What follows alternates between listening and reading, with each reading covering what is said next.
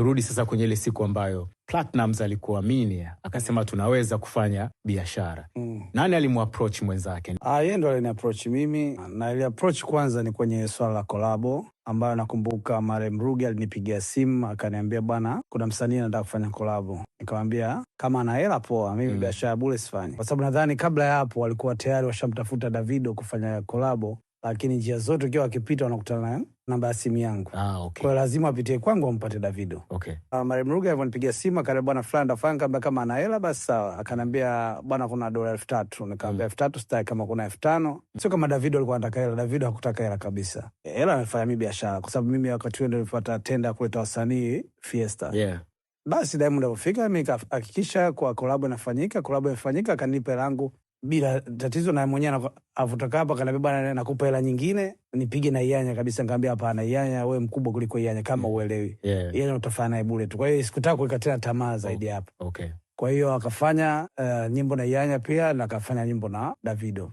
Baada hapo kataka kushoot video, nikamwambia bwana dau linapanda, kama tuenda Nigeria basi Davido nilipe kiasi fulani cha hela na deni tiketi. Nikamwambia basi kwa nitaongea na timu yangu, ndo akaja akaongea na Fela na Tale.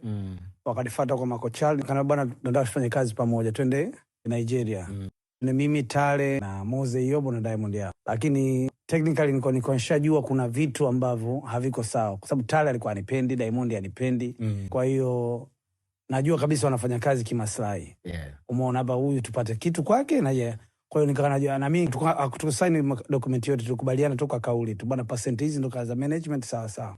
Kwa hiyo tulipofika pale Nigeria kulikuwa na harusi ya P Square. Wakati tunaenda kushoot video sasa, soko lote la Nigeria lilikuwa liko pale kwenye harusi. Kwa Jemate hapo niuliza bwana mwaliko nataka watu wangapi?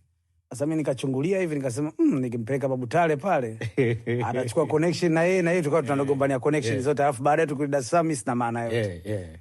Kwa mimi nikatengeneza tuko wawili tu. Kwa hiyo nikawatema Tale na Mose Yobo. Tukana mimi na Diamond tu. Kwa mimi mpigia picha, mimi ndo kila kitu. Tulivorudi huku ikawa kuna wakati sasa Tale bado hataki mimi niwe kwenye timu, anaona kama vile naingia kwenye mpunga wao. Diamond akanipigia simu akaniambia bwana hela yako umepata? Akaniambia hela yangu kutoka nani? Nasema wa Tale, kama mimi sikupata hiyo hela. Asaba subiri basi. Baadaye kama bwana kifupi basi bora hela nichukulie kutoka kwako kuliko kupitia kwa Tale. Kama hela ikija nipe hela yangu mimi nijue kabisa sio biashara tena nipitie kwa Tale afu tuanze kusumbuana. Basi ndo at the end of the day ndio ilikuwa iko hivyo. Ilobakia na historia. Kwa hiyo ile safari ya Nigeria ndio ilionyesha kwa bwana jamaa anahitajika kwenye timu ili tuweze kufanya naye kazi. Lakini kiufupi ilianzia kupitia ile collab ya Davido.